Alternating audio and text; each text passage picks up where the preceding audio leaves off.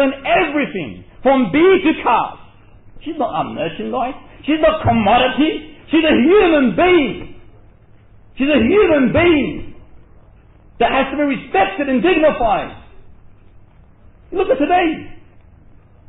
Look at the world of advertisement. Whatever you do, wherever you go, all you see is merchandise and always a lady naked next to her. Why? She's become a merchandise herself. And they call this liberation? They've made her inferior. That's not liberation. That is oppression. That is captivation. They're using this lady, this poor servant.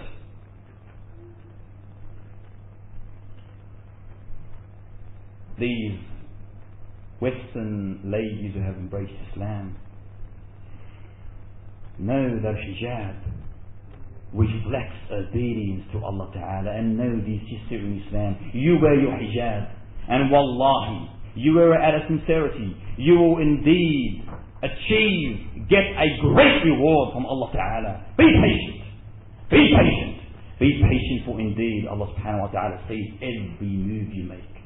And He will reward you, wallahi, for every second that you put that hijab on. They have come to the realization that hijab reflects innocence, serenity, purity, contentment, shyness, modesty. Allah raises your dignity for hijab. Because when people see you, they respect you. Because they see that you respect yourself. And how many times have I walked with my wife and non-Muslim men, when they see you, for example, buying something, they talk to you in a beautiful manner and ask you, why is this dressed like this? And they respect you. They speak with ethics and morals. Because they see you and you say, look at this person. Why is he dressed like this for? Why is she dressed like that for? And they want to know. And they want to know. Or people in the street, they take one look at you, they turn their face away. That's respect. That's the reality of the matter. Allah raises your dignity. Because you respect yourself, they'll respect you. Hijab reflects. Allah Subhanahu wa Ta'ala, He defines your role as a Muslim woman. That you are a person who carries an important duty, role, with very imperative responsibilities, representing Islam. You are a walking da'wah tool, you can say. A walking da'wah tool. Sophisticated, intelligent, obedient, and most important, you are recognized as a Muslim in hijab. Now when you don't know hijab, are you recognized as a Muslim? They don't know what you are. You don't know what you are. But when a lady wears hijab, she defines immediately who she is.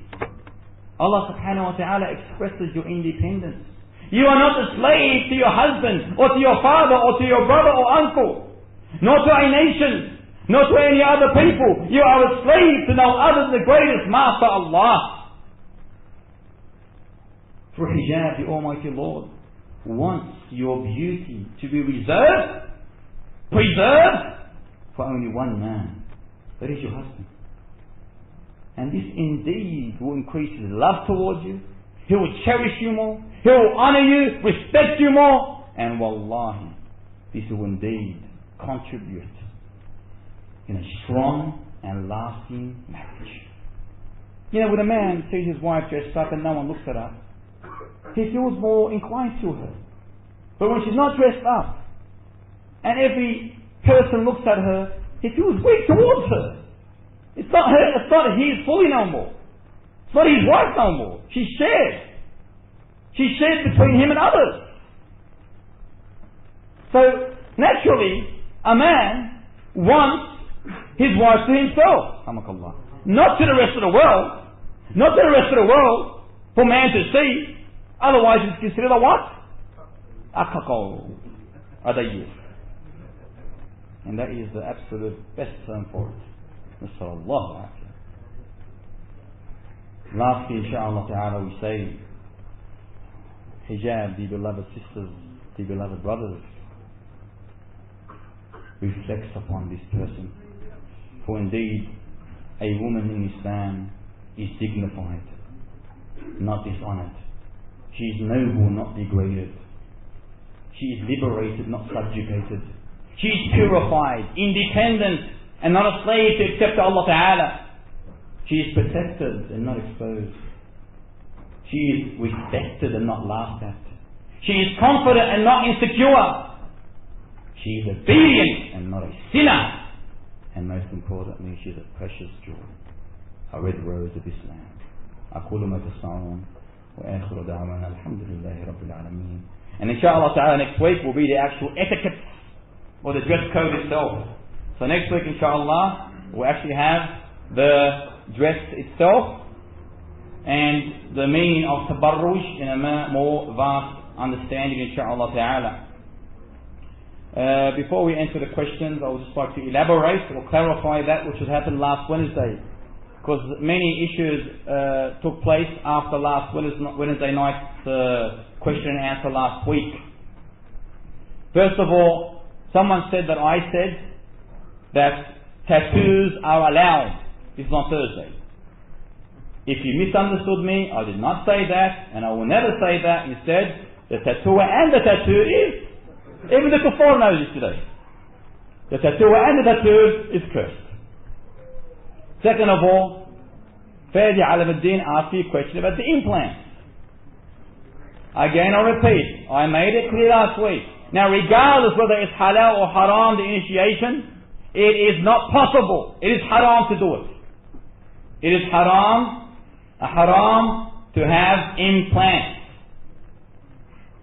Third of all, plastic surgery in general. I did investigate the matter further, and I'll make it clear that my opinion in this is that if there's any abnormality in your body, anything that affects you, and you want to fix that up through plastic surgery, there's harm, detriment to the body if you do not utilize plastic surgery, then you are allowed to utilize plastic surgery. But if there's no harm to the body and you were created like that, I will rephrase my answer inshallah ta'ala and say it is unacceptable. And Abu Bakr, I did mention to you last week that was allowed, plastic surgery under any circumstance. I did investigate it thoroughly, and the opinion that I was on and some other scholars are on is not acceptable. And we say inshallah ta'ala plastic surgery is not acceptable unless there's a dying need, which is there is harm to the body. And inshallah ta'ala it's clear. Now tomorrow I don't want people calling me and saying you've allowed to see a lady nakedly. And this has happened to me as well before, and I did not say that. Please brothers and sisters, understand and make sure you know exactly what I say before you go out and expose it to the world. Because there are many rumors out there today that people, I don't know where they have got it from, how they have understood this. It's not only the kuffar, it's the Muslims too.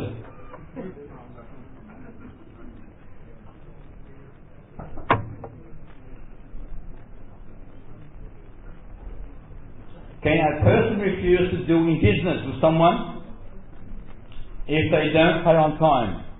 Now a person can refuse to do business at all times, whether he pays or not. You got the allowance here. You don't have to initiate business with anyone if you don't want to. But if you think there's a problem with this person, you got to be vigilant and aware of the situation. Maybe he will not pay you at all.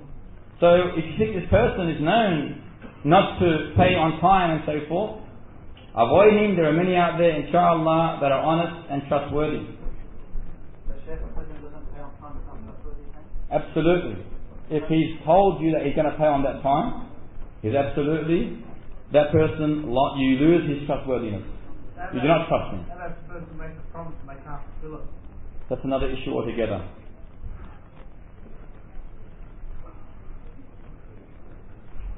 Can anyone do a marriage contract? Or does it have to be a shaykh? And does he have to be a Sunni? Or can he be a Shi'i? Any trustworthy, reliable person who knows the knowledge of Islam, learned, who knows the right and wrong, the haram and the halal, who teaches Islam, can be a person who contracts a marriage. Because in reality, what is a shaykh? Who's a shaykh? You know, I'm not a shaykh, alhamdulillah. I'm a silly shab. An old man is a shaykh. So it's not only the old men that do the marriage contract. However, learned people can do a contract, those who understand the halal and the haram and are trustworthy and know the conditions of the marital procedure. They are allowed, inshallah, as long as it's in accordance with the Sharia, and that is all that is needed. Na'am ya Hamza. Tabarakallah, what a beautiful name, huh? As soon as that name is mentioned, it reminds us of whom? Ibn Abdul Muttalib. Allah